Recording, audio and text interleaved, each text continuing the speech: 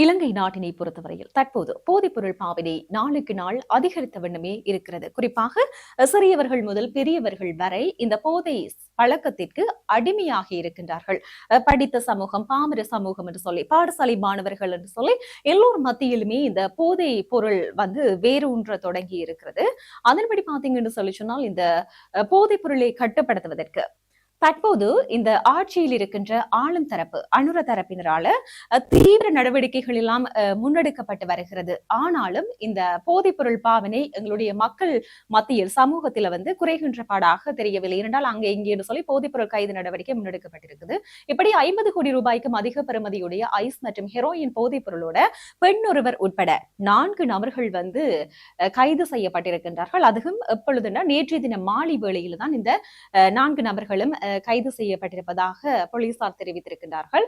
அகூகங்கல்ல மற்றும் அம்பலாங்கொட ஆகிய பகுதிகளில் வைத்துதான் இவர்கள் கைது செய்யப்பட்டதாக சொல்லப்பட்டிருக்கிறது. அந்த சந்தேக நபர்களிடமிருந்து 13 கிலோகிராம் ஐஸ் போதைப் பொருளும் 14 கிலோகிராம் ஹெரோயினும் கைப்பற்றப்பட்டதாக தென் மாகாணத்திற்கு பொறுப்பான சிரேஷ்ட பிரதி போலீஸ் அதிபர் ஹித்ஸ்ரீ ஜயலத் அவர்கள் குறிப்பிட்டிருக்கின்றார். இது மட்டுமில்ல, இவர்களிடமிருந்து 9 மில்லிமீட்டர் ரக கை துப்பாக்கிகளும் பயன்படுத்தப்பட்ட 9 மீட்டர் ரக துப்பாக்கிகளுக்கு பயன்படுத்தப்படுகின்ற 30 தோட்டாக்களும் மீட்கப்பட்டிருப்பதாக சொல்லப்பட்டிருக்கிறது. இந்த கைது நடவடிக்கையானது அங்குகல்ல போலீஸ் நிலைய அதிகாரிகளினால் முன்னெடுக்கப்பட்டிருக்கிறது. இது ஒரு புறம் இருக்க, இன்னும் ஒரு கைது நடவடிக்கை இடம்பெற்றிருக்கிறது. என்றால் பல்கலைக்கழக மாணவர் ஒருவர் போதைப்பொருள் வைத்திருந்த குற்றச்சாட்டில் அவர் கைது செய்யப்பட்டிருக்கிறார். அதுவும் அந்த கைது செய்யப்பட்ட நபர் பாத்தீங்கன்னு சொல்லி சொன்னால் அம்பலாங்கோட ஹீனல வீதியில் வசிக்கும் தனியார் பல்கலைக்கழகத்தில் படிக்கின்ற ஒரு மாணவன் என்று சொல்லி தற்பொழுது அடையாளப்படுத்தப்பட்டிருக்கிறது.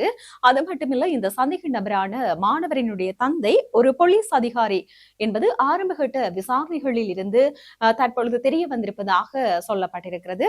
அது மட்டுமில்ல, இந்த கைது செய்யப்பட்ட போது இந்த சந்தேக நபரிடமிருந்து 11 கிராம் ஹெரோயின், 6 கிராம் ஐஸ் மற்றும் 35 கிராம் ஹசீஸ் ஆகிய போதைப் பொருட்கள் மீட்கப்பட்டதாக போலீசார் குறிப்பிட்டிருக்கின்றார்கள். அது மட்டுமில்ல, இந்த அம்பலாங்குடி போலீஸ் அதிகாரிகளுக்கு கிடைத்த சிறப்பு தகவலின் அடிப்படையில் தான் இந்த சோதனை நடவடிக்கை நடாத்தப்பட்டது என்றும் குறிப்பிடப்பட்டிருக்கிறது. இந்த கைது செய்யப்பட்ட சந்தேக நபர் நீதிமன்றில் ஆஜர்படுத்தப்பட உள்ளார்.